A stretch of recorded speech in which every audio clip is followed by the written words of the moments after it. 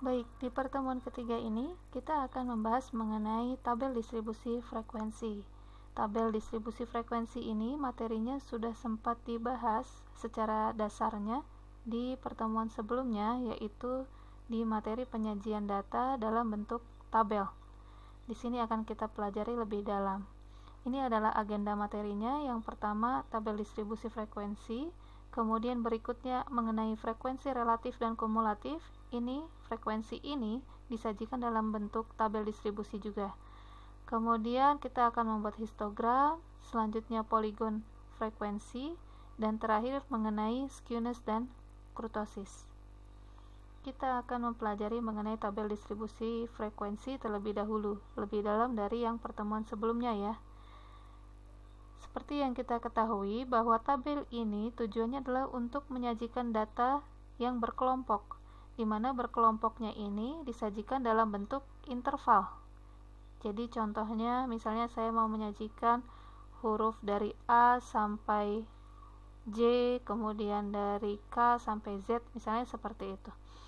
Tapi yang perlu diperhatikan bahwa data berkelompoknya ini memiliki sifat-sifat tertentu ya, punya ketentuan tersendiri data apa saja yang bisa disajikan dalam bentuk tabel distribusi frekuensi. Nah, untuk tabel ini isi dari kolom-kolomnya, ini kolom-kolom yang utama, nanti akan ada kelas interval atau kelompoknya ya. Tadi misalnya dari 1 sampai 10, kemudian 11 sampai 20 dan seterusnya, itu kelas interval. Kemudian ada frekuensi. Frekuensi itu adalah banyaknya data. Jadi ada berapa banyak data yang ada di dalam kelas 1 sampai 10. Itu masuknya di kolom frekuensi. Kemudian ada juga tepi bawah, tepi atas juga ada ya, tepi bawah dan tepi atas. Ini nanti ada modifikasi dari batas bawah, batas atas yang di kelas interval ini ya, nanti akan dijelaskan lebih lanjut. Kemudian ada juga titik tengah. Titik tengah ini nanti dibutuhkan ketika kita mau menggambar histogram, kemudian poligon frekuensi, dan kemudian nanti untuk pertemuan berikutnya akan digunakan di perhitungan pengukuran. Baik, ini adalah data tunggal ya, jadi kita diberikan data tunggal. Jadi untuk membuat tabel distribusi frekuensi ini kita diberikan data tunggal atau satuan, atau dikenal juga dengan data acak ya, jadi persatuan yang data tunggalnya ini memiliki sifat dia berupa angka atau nilai. Jadi sifatnya merupakan data kuantitatif kontinu. Kemudian bisa diurutkan, dia bersifat data interval ya, bersifat data interval karena kita memang mau membuat kelas interval yang kemudian setelah diurutkan bisa dikelompokkan.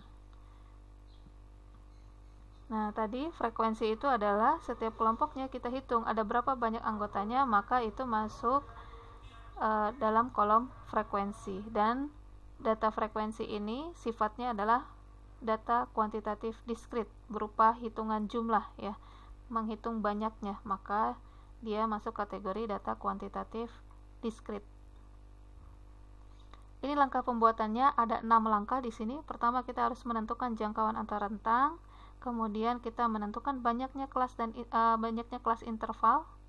Ada berapa banyak kelas yang mau kita kelompokkan ya, mau dijadikan kelompok akan ada berapa banyak. Kemudian kita harus menentukan panjang kelas intervalnya. Selanjutnya kita akan menentukan batas bawah kelas pertama. Jadi kelas yang paling kecil ya, kelas yang paling rendah itu ditentukan batas bawahnya. Selanjutnya bisa mengikuti dengan menggunakan ini ditambah panjang kelas. Kemudian nanti kita akan punya batas atas sampai akhirnya kita bisa menulis daftar kelas interval. Terakhir kita akan menghitung frekuensi dari masing-masing kelas. Sudah punya kelas-kelasnya, kemudian kita hitung berapa banyak anggota di masing-masing kelas. Ini jadi tahapannya menggunakan rumus beberapa ya. Jadi pertama untuk menentukan rentang. Rentang itu apa? Atau jangkauan itu adalah data terbesar dikurangi data terkecil. R ini adalah rentang, X max ini maksudnya adalah data terbesar ya, berarti ini nanti diganti dengan data terbesar dari data tunggal yang diberikan.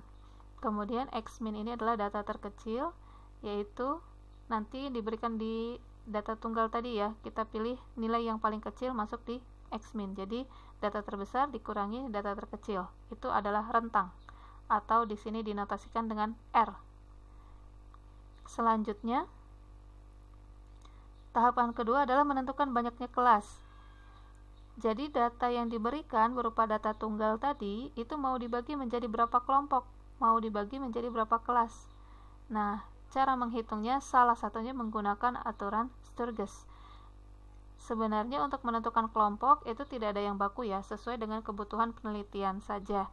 Tapi yang pada umumnya untuk lebih ideal biasanya menggunakan aturan Sturges ini. Rumusnya adalah ini. K itu adalah banyaknya kelas, kemudian N di sini adalah banyaknya data. K sama dengan 1 ditambah 3,3 log N. Lognya di sini adalah logaritma asli ya. Logaritma. Ya, log N. Nanti kita menghitung ini dengan bantuan kalkulator ya. Selanjutnya, menentukan panjang kelas. Jadi seberapa panjang intervalnya. Itu menggunakan rumus ini. Panjang kelas dinotasikan dengan C, kemudian R dibagi K, berarti rentang dibagi banyaknya kelas. Nah, nanti nilai C kalau memang belum bulat, itu kita bulatkannya selalu ke atas, tidak ke bawah ya. Jadi kalau misalnya saya punya nilai 8,3, maka panjang kelasnya saya bulatkan ke atas menjadi 9. Ya, kemudian tapi perlu disesuaikan dengan bentuk bilangan data. Kalau datanya berupa bilangan bulat seperti yang saya contohkan, misalnya datanya bilangan bulat ya, seperti nilai ujian. Nah, nilai ujian itu kan angkanya bulat. Misalnya 35, kemudian 71, nah itu bulat ya, tidak punya koma. Maka nanti si panjang kelasnya dibulatkannya juga ke bilangan bulat. Contoh tadi, misalnya tadi saya punya panjang kelas C-nya, ini hasil bagi R bagi K-nya, itu adalah 8,3, maka saya bulatkannya ke 9. Sedangkan kalau data bilangan desimal, datanya berupa bilangan desimal 1 digit, maka C-nya dibulatkan ke bilangan desimal 1 digit juga. Contoh tadi saya misalnya punya 8,23, maka saya bulatkan menjadi 8,3. Dibulatkannya selalu ke atas ya. 8,23 dibulatkan menjadi 8,3 karena datanya hanya desimal 1 digit. Jadi hanya ada satu angka di belakang koma. Seperti itu ya. Kemudian tahapan berikutnya, yang keempat, itu kita menentukan batas bawah kelas pertama, kelas yang paling rendah. Nah, caranya ini ya. Pada kelas pertama, kita akan memilih 1-2 tingkat di bawah data terkecil. Ya, jadi data terkecilnya harus masuk ke dalam kelas ya. Maka kita ambil 1-2 tingkat di bawahnya. Nanti penentuannya akan dijelaskan pada contoh. Nah, kita upayakan sedapat mungkin agar batas-batas kelas tidak berimpit dengan data aktual. Contoh saya punya data aktualnya adalah 11, maka batas kelas terbawahnya, batas bawah kelasnya itu jangan ambil 11. Misalnya bisa ambil 10. Seperti itu ya, jangan berimpitan banget gitu ya. Kemudian setelah punya batas kelas pertama, batas bawah kelas pertama, kita bisa menuliskan daftar kelas. Kita punya batas bawah, otomatis harus punya batas atas. Rumusnya adalah ini, batas bawah, ini batas bawah ya, ditambah C ditambah panjang kelas dikurangi 1. Sudah dapat batas bawah, batas atas, kita juga akan menghitung tepi bawah dan tepi atas. Tepi bawah, tepi atas ini berbeda dengan batas ya, batas bawah, batas atas. Jadi tepi atas itu akan selalu batas atas ditambah 0,5 dan batas bawah dikurangi 0,5 untuk tepi bawah. Jadi menggeser sedikit 0,5 ke kiri untuk tepi bawah dan menggeser 0,5 sedikit untuk tepi atas dari batas atasnya ya, agar mengcover semua data. Terakhir adalah menghitung frekuensi. Nah, di sini menghitung frekuensinya ya, kita tinggal menghitung banyaknya jumlah anggota yang masuk ke kelas tersebut. Bisa menggunakan bantuan tabel penolong, bisa juga tidak ya, nanti akan dicontohkan. Ini diberikan contoh diketahui data ini adalah besarnya pengeluaran tahunan yang dihabiskan untuk mengiklankan produk-produk sejenis beberapa perusahaan yang sedang diteliti. Jadi ini satuannya dalam juta rupiah ya. Ini adalah data tunggal dari biaya iklan. Data tunggal seperti ini ya. Jadi dia berdiri sendiri. Nah, ini mau kita convert ke dalam bentuk tabel distribusi frekuensi. Ya, jadi nanti kita akan melakukan 6 tahap yang tadi untuk membuat tabel distribusi frekuensi dari data biaya iklan dengan satuan juta rupiah.